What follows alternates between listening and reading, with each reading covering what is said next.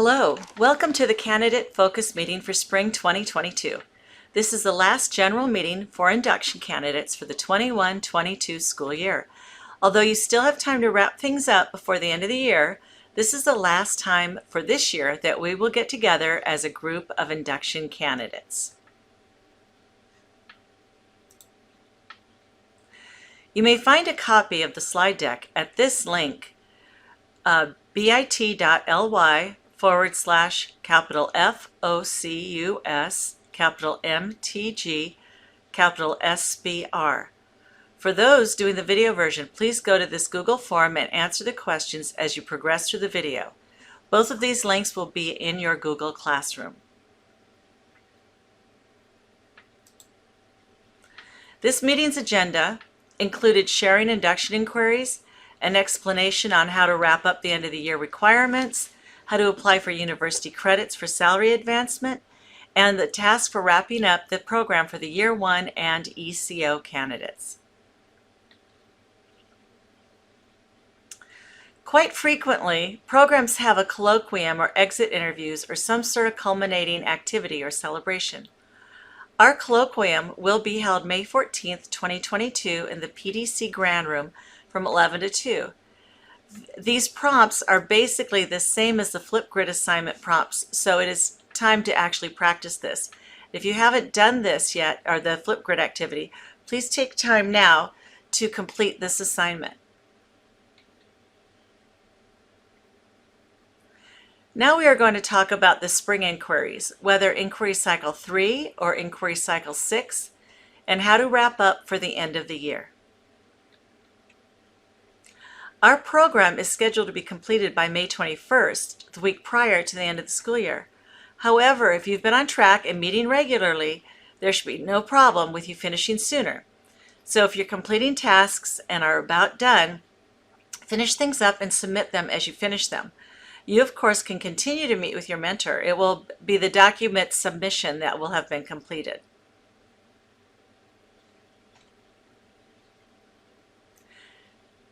These are the end of the year tasks that are in section 5 of your Google Classroom that we will be going over next. The purpose, the end of the year post co-assessment with your mentor.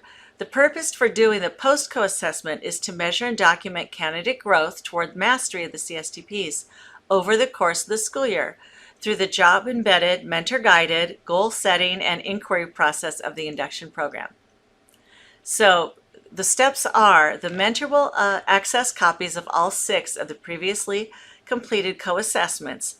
Then together, the mentor and the candidate will go through the co-assessment steps with the mentor noting new practices, and then together the candidate and the mentor will determine the new level of teacher practice. And please, putting all the elements together into one document will enhance the ease with which the reader will be able to access the documents. Thank you so much. So what you're going to do is take all the elements and put them in one doc, or the mentor should be doing this.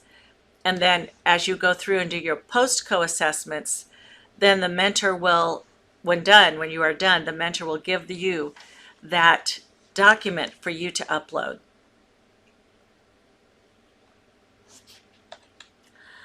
You and your mentor were required to only co-assess once at the beginning of each, or to pre-co-assess once at the beginning of each inquiry cycle, like it shows in the inquiry 3, as it shows in the inquiry 3 above, like the one that we just did. Now, at the end of the year, we're going to go through all and do a post-co-assessment on all 6 of the CSTP elements that you pre-co-assessed on and record it at the end of the ILP. Please record progress and date as illustrated on the slide deck. This allows us to record your growth, and the evidence has been collected with the continuum co-assessments that are housed in Google Classroom. The collection of the induction tools are part of your individual learning plan. As part of your individual learning plan, provide you with a series of reflections on your professional practice and a record of your professional growth as a teacher. The process of reflecting on the critical elements of instruction is important to your growth as a professional educator. and take a moment to reflect on your year in the induction program. And this is kind of a review of what you did earlier on the earlier slide. So an important part of this process is collaborating with mentors and colleagues during the planning of instruction, teaching of a lesson or a unit, analysis of student work, transition to distance teaching and learning if you needed to do that over your induction program, and the reflecting on and modification of your instruction and assessment practices. The submission review process contributes to the assurance that we are providing students with high quality, committed and caring teachers. So, as part of your end of the year reflections and to provide closure for this year of induction, include a recorded response in Flipgrid. And this recorded response provides the reviewer with a personal explanation of how the evidence of practice you have gathered over the course of the year reflects on your capacity as a classroom teacher. To frame this effective analysis of your own teaching, please include responses to the following prompts in your response. Describe your teaching assignment, and then what was your overarching SMART goal, and how does the evidence of practice that you submitted, to Google Classroom demonstrate what you've learned about your teaching practice? And how do you feel that your goal and participation in induction impacted your students' learning? Thanks. So that is done, and now we're going to be talking about university credits, or how to get university credits for induction if you wanted them. We offer 2 ways to purchase, or 3 ways actually, to purchase university credits for salary advancement. Depending on your situation and your pocketbook, if you want units, you may choose which university from which to purchase them. And both of these, or all of these, the 3 universities we have partnerships with are Whittier University, Whittier College. It used to be Bradman, but it's now UMass Global, and also University of the Pacific. Only 2 of those, though, will use those units towards a master's degree. So either Whittier or UMass Global. If you want to get units there, you can use those units towards a master's degree from them, but they won't transfer to any other university. This is an example of the matrix that talks about year 1, year 2 ECO and a comparison between UMass Global, Whittier College, and University of the Pacific. And so you can see that Whittier offers the most, but it's also the most expensive. So depending on what you need, that's kind of where it'll help you make your choice. Grand Canyon University also offers units that can be applied to a master's program, but they do not have standalone units to purchase. With them, you have to be working on a postgraduate degree or commit to one. Erica Gonzalez is our university contact for this, and she is very knowledgeable and helpful if you have any questions regarding this option, and her contact information is right here. So now we're going to talk about wrapping up this year in induction.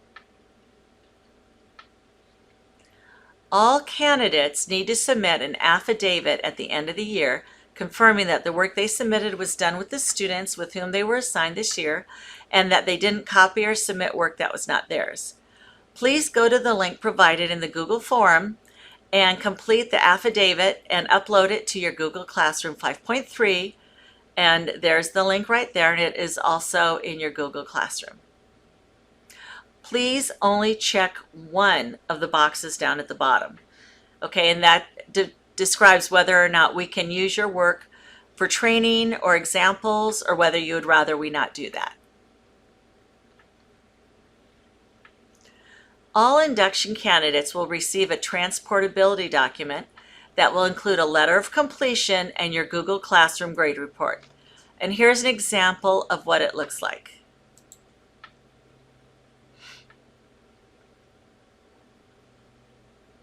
So this was from a couple of years ago, but you can see at the top, it comes through your Google Classroom. There is a letter saying, congratulations, you finished this year of induction, And then down below it, you'll see all the grades that were, or that were checked off from your assignment, saying you completed all these different things. So this is what you would take to a new district, or also what you will be using if you are applying for university credits. This is the piece that you will upload to the university website. If you are remaining in the district, you will automatically be rolled over. If you're year one and are remaining in the district, you'll automatically be rolled over into year two. Or if you're leaving the district, take the transportability document and give it to the new induction program director. If they have any questions, you can please have them call the Chino Valley Induction Program Coordinator. Year one people will continue with the same mentor unless you request a change. And if you would like a different mentor, please send me an email and we'll talk about it, okay? Because there's a process for that. So this is the end of the year one portion of this meeting. Year one candidates may be excused from the rest of the meeting. Thank you for viewing this digital meeting and completing the Google form that is part of the meeting that documents your completion of this induction requirement. I hope that you have a great summer and are able to recharge your batteries for next year, and I encourage you to rest as much as possible, but also be thinking about what you would like to explore next year in induction. Thanks again, and I hope you have a great summer. I will see you at the colloquium, I hope. Please don't forget to RSVP for that. If you have any questions, please feel free to call me. Okay, year two and ECO people. In your Google Classroom, please look at assignment 41-4 at the end of section 4. There's a link provided in the Google Classroom that will lead you to this document. And please download it and save it with a new name and go through the completion steps in the next few slides. Section 1, Personal Information. You must complete all the required fields, the ones with the asterisks, in the Personal Information section, including your full legal name, and list all your former names, including your maiden name if applicable. Additionally, you are required to provide your full Social Security number or individual tax number on your application because it's the rules, and you must provide the Commission with a valid email address on your application form to receive automated notifications regarding your application and credential status. And if you have legally changed your name, you must submit by postal mail a completed Form 41NC, the 41 name change, to the Commission along with any required documentation as is indicated on the form. And that link to that form is in your Google Classroom. You are required to notify the Commission of any address change, or a change of mailing or email address may be completed online. Okay, so you need to make sure that the email address you put on your application is the same email address that you have with the CTC. Okay, and the reason for the full Social Security and birth date is because it is the only way I can make sure that I'm making your recommendation. It's how the CTC has the website set up. So all that stuff's confidential information. It's kept online in your Google Classroom. I do not print out paper copies anymore, so hopefully that will reassure you that that information is safe as I can make it. Section 2. So for section 2, you're going to select the upgrade. So you're going to upgrade your clear credential. So that's the choice on the drop-down menu. You need to pick there. Section 3, choose document type. Pick the document type you wish to apply from this section. If you have 2 credentials, you may choose both, but will have to complete 2 different applications online after you've been recommended. So your choices are single subject, multiple subject, or education specialist. And you do not need to select any of the other choices, the ones on the right, as they are for different credentials. If you did your preliminary credential in California, then your English learner authorization is embedded in your preliminary credential.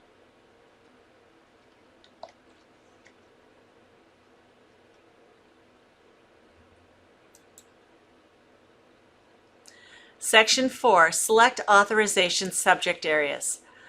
Use the spaces shown, whether an open space or a drop-down box, to select the subject area or type of authorization to list on the credential or the permit sought. So you are looking for a single subject credential, a multiple subject, or a special education specialist credential. You may indicate if you are seeking more than one subject area on a single subject credential. You may indicate additional subject areas in the comment section on page 5 of the application form. The Commission has the authority to determine the term of any credential issued, but generally your credentials will be issued for 5 years, and so you will only need to renew them once every 5 years. Skip sections 5 and 8. These do not apply to your type of credential. So that's the biggest question I got is what about section 5 and what about section 8? So totally skip those, okay?